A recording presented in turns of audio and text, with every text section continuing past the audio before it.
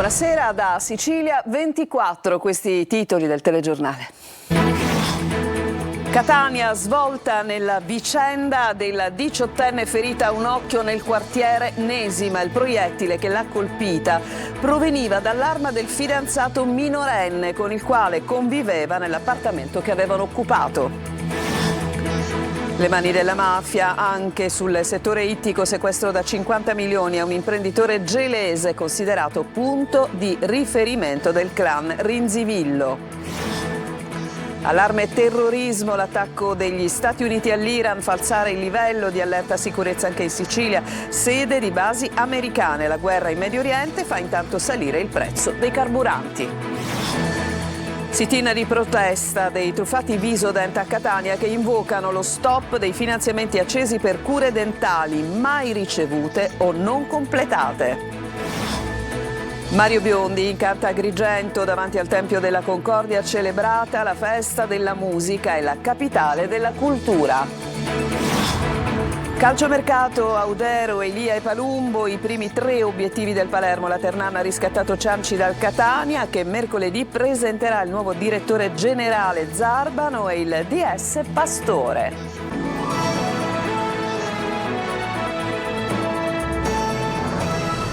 Ben trovati, c'è una svolta nella vicenda della ragazza, nella 18enne che era stata ferita ad un occhio a Catania. Il proiettile che l'ha colpita proveniva dall'arma del fidanzato minorenne e questo colpo è stato esploso non sul balcone come era stato raccontato dalla giovane che aveva detto di essere stata colpita da qualcosa che non aveva compreso bene, ma in realtà il proiettile è partito dalla pistola all'interno della casa che i 2 giovani avevano occupato, ma ci spiega tutto meglio in questo servizio Orazio Longo. Cambia la ricostruzione della prima ora, non un proiettile vagante mentre era affacciata al balcone di casa, ma un colpo esploso dal fidanzato minorenne. Secondo lo stesso racconto dei 2 ragazzi, quindi a danneggiare il nervo dell'occhio sinistro della giovane di 18 anni ferita a Catania nel quartiere di Nesima è stato il convivente minorenne con una pistola giocattolo modificata. A renderlo noto è la procuratrice del Tribunale dei Minori Carla Santocono. I 2, diversamente dalle versioni fornite nell'immediato, avrebbero confessato che il colpo sarebbe partito accidentalmente. L'abitazione in cui è avvenuto il fatto è occupata abusivamente. Dal proiettile estratto e dai sopralluoghi effettuati alla ricerca delle tracce di sangue, i carabinieri hanno potuto ricostruire i fatti mentre continuano a cercare l'arma. Il minorenne è noto alla procura perché proveniente da un contesto socio-familiare disagiato, già affidato al servizio sociale del comune per l'attuazione di un progetto educativo nell'ambito di un procedimento civile per la decadenza della responsabilità genitoriale. La 18enne, trasportata in ospedale, è stata sottoposta a un delicato intervento chirurgico. Le dichiarazioni dei 2 sono comunque al vaglio degli inquirenti. Sequestro da 50 milioni di euro a un imprenditore gelese attivo nel settore della pesca e nella commercializzazione di prodotti ittici anche su scala internazionale. Si ritiene un punto di riferimento del clan Rinzivillo di Gela. Sentiamo Desire Ferlito. Imponevano le loro forniture di pesce monopolizzando di fatto il mercato con metodo di stampo mafioso. La Guardia di Finanza di Caltanissetta ha dato esecuzione a un provvedimento di sequestro di beni emesso dal Tribunale di Caltanissetta nei confronti di Emanuele Catania, imprenditore gelese attivo nel settore della pesca e della commercializzazione di prodotti ittici, anche su scala internazionale. Un patrimonio del valore di circa 50 milioni di euro, con sedi e ramificazioni operative in Italia e Marocco. Emanuele Catania era già noto alle forze dell'ordine perché già condannato in via definitiva per associazione mafiosa.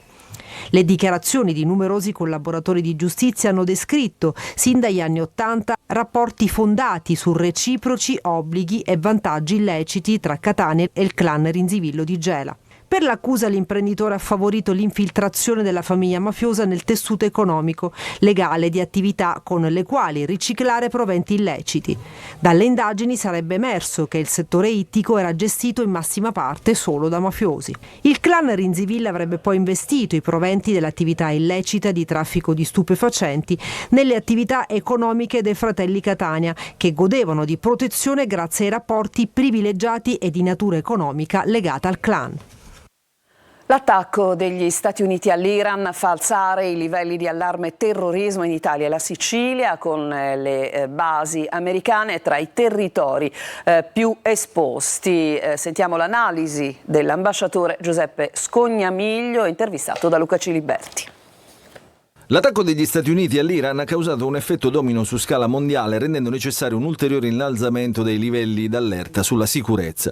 Sono oltre 29.000 gli obiettivi sensibili sottoposti a vigilanza per possibili ripercussioni terroristiche. Sigonella, Niscemi per la presenza del MUOS, Augusta e Trapani tra questi. La Sicilia è il ponte dell'Europa nel Mediterraneo, quindi certamente è un punto strategico di grande attenzione. Mi pare davvero difficile che noi dobbiamo temere qualcosa, se non di cellule così impazzite che possono girare per il mondo. L'attacco degli Stati Uniti, secondo l'ambasciatore, non è da considerarsi però un primo passo verso un conflitto mondiale. L'estensione del conflitto mi pare improbabile, perché né la Russia né la Cina né altri player sembrano intenzionati a dare manforte all'Iran. L'Occidente però potrebbe pagare caro con la chiusura dello stretto di Hormuz, un crocevia per l'economia mondiale. Però, come dimostrano i fatti, la decisione già presa dal Parlamento iraniano non sta avendo un'efficacia immediata. Molti grandi mercantili, navi mercantili non stanno transitando per ragioni di cautela da quello stretto, e quindi già qualche effetto negativo lo stiamo vedendo, però è molto difficile anche per l'Iran riuscire a chiudere quello stretto dal punto di vista dell'efficacia. Non sembra avere capacità militari e organizzative che consentano questo tipo di misure.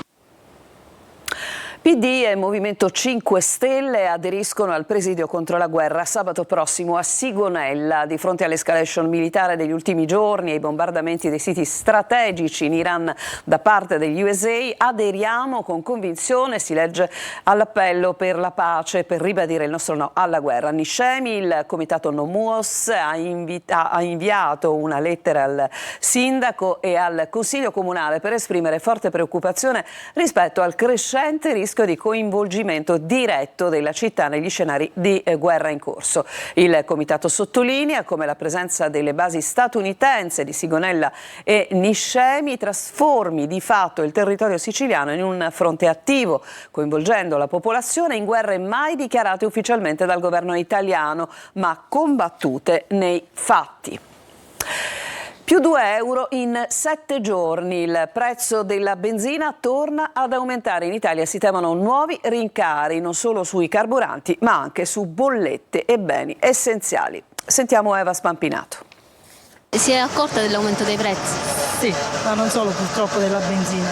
Sono abbastanza preoccupato. La preoccupazione da parte dei consumatori è già alle stelle. Come alle stelle stanno schizzando i prezzi dei carburanti. Per un pieno di benzina più 2 euro in 7 giorni. Secondo i dati del Ministero delle Imprese e del Made in Italy, in una sola settimana, dal 16 al 23 giugno, la benzina in modalità self-service è rincarata di 4 centesimi al litro. Dati confermati anche dal presidente della Figisc calabrese. L'Italia c'è da dire che importa poco petrolio dall'Iran, però il prezzo ovviamente viene deciso a livello mondiale. 2,36 euro al litro il costo della benzina in autostrada, 2,28 il diesel secondo il Codacons. La stangata è maggiore in alcune regioni, in particolare in Sicilia. È un suicidio questo, voluto, perché non c'è spiegazione, ma anche un cretino capirebbe che questa politica che stanno facendo questa Europa con questi servi che sono i nostri politici ci stanno distruggendo. Siamo schiavi di questo sistema. Dal governo cosa si aspetta? Riduzione di accise, venire incontro al consumatore medio. Colpa del nuovo fronte di guerra in Medio Oriente, dove stavolta gli Stati Uniti sono direttamente coinvolti. Gli occhi sono puntati sullo stretto di Hormuz, passaggio strategico da cui transita 1/3 del greggio mondiale. Se il conflitto andrà avanti, ovviamente le quotazioni dei prodotti raffinati aumenteranno, di conseguenza aumenteranno il prezzo di tutti i beni che viaggiano su ruota. E i risultati adesso li vedremo per decenni. Qui ci sarà una povertà spaventosa con la violenza, perché dove c'è povertà c'è violenza, disoccupazione, disagio, droga. Infatti Catania è invivibile. A Catania sale la protesta dei truffati di Visodent per cure dentali mai ricevute, pagate in anticipo con i finanziamenti. E proprio oggi davanti alla sede della principale finanziaria hanno denunciato la loro situazione senza soldi e senza denti. Giusy Lazzara. Ho fatto vari interventi, l'ultimo intervento non è stato finito e devo pagare ancora 3 anni. Al 2023, che mi sono sempre sentita presa in giro. A Catania i truffati di Visodent si sono ritrovati davanti alla sede della finanziaria, alla quale devono le rate per le cure dentali mai ricevute pagate in anticipo. Molti di noi sono anche senza denti o con cure a metà, per cui abbiamo bisogno dello stop immediato ai finanziamenti. Siamo sopra i 20.000 euro. Io chiedo solo di staccare i finanziamenti almeno qua per almeno completare i nostri lavori, perché siamo rimasti a metà proprio e senza soldi e senza denti. Chiedono di poter parlare con i responsabili, ma vengono dirottati a un ufficio stampa della sede centrale della finanziaria di Milano. Visodent prometteva cure dentali altamente professionali, ma ha chiuso all'improvviso, lasciando centinaia di persone a Catania, Trapani, Messina e Ragusa. Mia mamma ha speso appunto la bellezza di 5.200 euro e mia mamma non può mangiare, non può deglutire, ha problemi di digestione. Abbiamo fatto bonifici, abbiamo fatto il finanziamento e non per risparmiare, siamo andati da Visodent per risparmiare, ma poi all'improvviso puff, è scomparso. E quindi, quindi siamo tutti nella stessa situazione. Tante le storie, ma un'unica determinazione a non fermarsi e andare avanti anche con azioni legali. Il solito furto alla motorizzazione civile. Sono stati sottratti documenti con dati sensibili e migliaia di carte in circolazione in bianco. La UGL dichiara inadeguata la sede di Sant'Agata Li Battiati. Siamo in provincia di Catania. Tonino De Mana. Un ingente quantitativo di carte di circolazione in bianco, 80.000 circa, e di documenti con dati sensibili sono stati rubati negli uffici della motorizzazione civile in via Gabriele D'Annunzio a Sant'Agata Li Battiati. A denunciare l'accaduto è l'UGL Catania, che invoca un intervento da parte della regione siciliana, proprietaria dell'immobile preso in locazione. Il furto, probabilmente fatto su commissione, potrebbe avere ricadute potenziali sulla sicurezza stradale e sulla legalità. È preoccupante perché sono delle carte di circolazione in bianco, non capiamo quale sarà l'utilizzo di queste carte, se per la circolazione nel nostro paese o fuori dai nostri paesi. Tornando alle carte di circolazione, potrebbe essere un furto su commissione, e se chi l'ha fatto perché? Questo non lo sappiamo, ma credo proprio che sia un furto per commissione, perché la carta in sé non ha nessun valore se non per essere utilizzata per scopi illeciti. Sono stati anche rubati tanti documenti con dati sensibili. Più che non abbiamo ancora la contezza di tutto quello che è stato portato via, sicuro sono state portate via le carte di circolazione, ma all'interno dell'archivio c'erano anche documenti con dati sensibili, sicuramente sì. Carte che, ripeto, non sappiamo che utilizzo ne faranno, sicuramente un utilizzo illecito, più propenso forse verso l'estero che per l'Italia. L'organizzazione sindacale denuncia anche la posizione poco strategica della struttura rispetto al capoluogo ed una serie di problemi organizzativi come la mancanza di piani di sicurezza adeguati, barriere architettoniche che impediscono l'accesso ai cittadini con disabilità e l'inefficienza del sistema di climatizzazione con macchine vecchie in molti casi non più funzionanti. Adesso ci fermiamo, c'è una pausa, torniamo tra poco per parlare del primo dissalatore in Sicilia che verrà attivato tra alcuni giorni. A tra poco.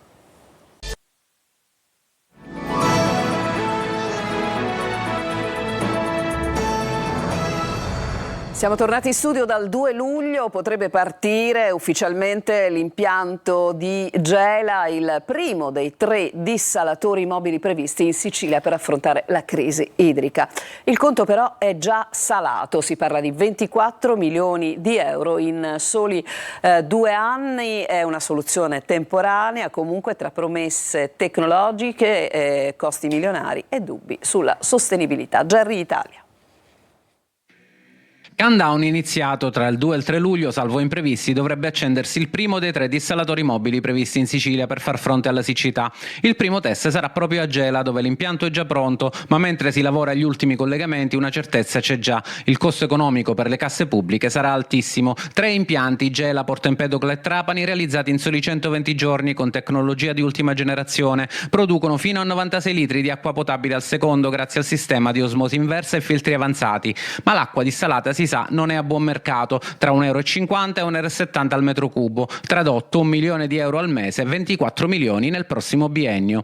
E questa è la strategia messa a punto dalla Task Force regionale contro la siccità guidata da Salvo Cocina. 2 anni di utilizzo continuativo per dare tempo ai bacini naturali, soprattutto nel versante occidentale dell'isola, di ricostituire le proprie riserve. Nel frattempo a sostenere i costi sarà interamente la regione. Dopo il biennio le spese verranno in parte scaricate sui gestori idrici, con una quota destinata inevitabilmente a ricadere sulle bollette dei cittadini. Il prezzo non potrà superare i 70 centesimi a metro cubo per i gestori, ma il resto dovrà comunque essere coperto da risorse pubbliche. Dietro al progetto un investimento da 100 milioni di euro, impianti, infrastrutture, tubazioni in mare e a terra. A gestire tutto è Siciliacque, società partecipata da Italgas e Regione Siciliana, che sta completando l'integrazione dei dissalatori nella rete regionale. Una risposta d'urgenza che non basta a risolvere il problema alla radice, ma che secondo le istituzioni rappresenta un primo passo verso una maggiore resilienza idrica per l'isola.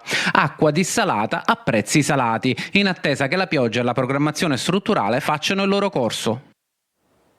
E adesso cambiamo decisamente argomento, andiamo alla musica, quella suggestiva di Mario Biondi che ha incantato il pubblico davanti al Tempio della Concordia ad Agrigento nell'ambito della Festa della Musica. Sentiamo Davide Sarto.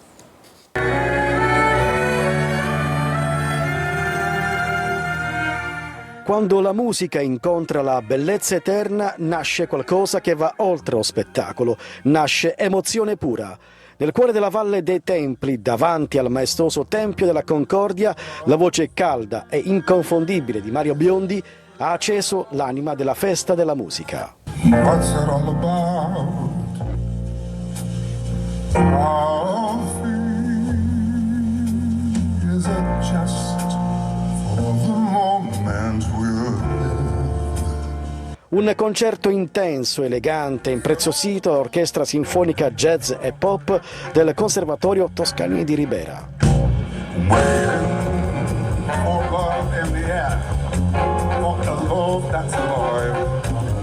La musica ha celebrato la vita, la cultura e il futuro. Un evento simbolo della Festa della Musica e del percorso del Agrigento Capitale Italiana della Cultura 2025.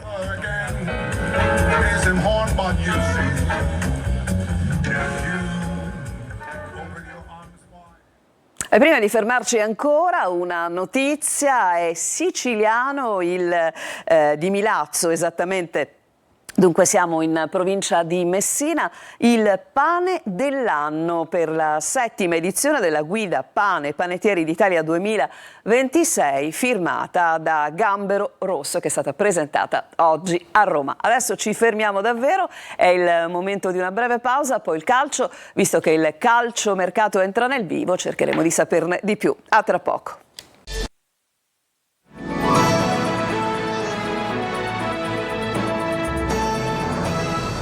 Siamo al calcio, mercato che entra nel vivo per il Palermo. Sentiamo che cosa bolle in pentola da Marco Gullà. Palermo accelera sul mercato in vista del ritiro di metà luglio in Valle d'Aosta, con l'obiettivo di fornire al tecnico Pippo Inzaghi una base solida da cui partire. Il nome in cima alla lista resta quello di Emi Laudero, portiere che ha espresso il desiderio di ritornare in rosanero dopo l'esperienza della stagione scorsa. Tuttavia lo scoglio principale resta l'ingaggio da 1,5 milioni di euro a stagione. La dirigenza studia una formula che prevede il prestito oneroso dal Como con diritto di riscatto e stipendio spalmato, ma la trattativa resta complessa anche per la necessità di un accordo con il Como, proprietario ovviamente del cartellino. Molto avanzata anche la trattativa per Palumbo del Modena. Il Palermo ha messo sul piatto un'offerta da 2 milioni di euro complessivi con possibile contropartita tecnica. I canarini hanno chiesto il giovane De Planche, ma il club rosanero non intende perdere il controllo sul cartellino del portiere, che ha fatto molto bene con l'Under 21 azzurra. Vicino anche Salvatore Elia, l'esterno attualmente in forza allo Spezia, ancora una un anno di contratto, ma il ritorno al Palermo si potrebbe concretizzare per una cifra intorno al 1,5 milioni. Sulla fascia sinistra, occhi puntati su Augello, il terzino non rinnoverà con il Cagliari ed è seguito anche dalla Cremonese fresca di promozione in A. Il Palermo lo considera ideale per presidiare stabilmente la corsia mancina. Intanto sul fronte cessioni Aurelio è stato definitivamente ceduto allo Spezia. Giorni di fermento per le siciliane di Serie C, sentiamo Francesco Triolo. L'attenzione è tutta rivolta a mercoledì mattina. Tra meno di 48 ore il Catania non solo presenterà ufficialmente il nuovo direttore generale Alessandro Zarbano e il nuovo direttore sportivo Ivano Pastore, ma svelerà anche il programma per la prossima stagione. Infatti, al di là di conoscere i due volti nuovi dell'organigramma societario, sarà importante il contenuto che riempirà la conferenza stampa. Programmi, budget da spendere sul mercato, possibilità di vendere gli esuberi e interventi per rafforzare la squadra, la vicenda Torre del Grifo, tra asta al rialzo ed eventualmente tempi per rimettere in funzione la struttura. E sarà insomma l'occasione per tracciare una linea e delineare il futuro, che passa anche dalle eventuali conferme. Il club rossazzurro ha presentato un'offerta ad Inglese per il rinnovo del contratto in scadenza a fine mese. Mercoledì intanto scadrà anche la finestra per esercitare il diritto di riscatto per i prestiti che prevedevano l'opzione. Il Catania deve decidere su Del Fabbro e De Paoli, entrambi destinati ai saluti. Si va verso il ritorno di Castellini dal Pisa, Teio dalla Salernitana e D'Andrea dal Cerignola. Pietro Cianci invece resterà alla Ternana. La società umbra ha esercitato l'opzione per tenere con sé il centravanti barese. A Trapani si prepara invece il ricorso al collegio di garanzia del CONI per puntare almeno ad una riduzione della penalizzazione di 8 punti confermata dalla Corte d'Appello federale. Poi si lavorerà sul mercato con la società Granata alla ricerca di almeno 4 rinforzi, a cominciare dalla punta. Uno dei nomi è l'argentino Ferrari, in scadenza col Vicenza, mentre per il centrocampo si pensa a Celeghin del Giuliano. A Siracusa è la settimana decisiva per la programmazione. Il tecnico Marco Turati incontrerà il direttore generale Alessandro Guglielmino per fare il punto. In uscita c'è Maggio, vicino alla Scafatese, Russotto e Sarau sono nel mirino di Gela e Nissa. Il telegiornale è finito, a tutti voi grazie per averci seguito e buona serata.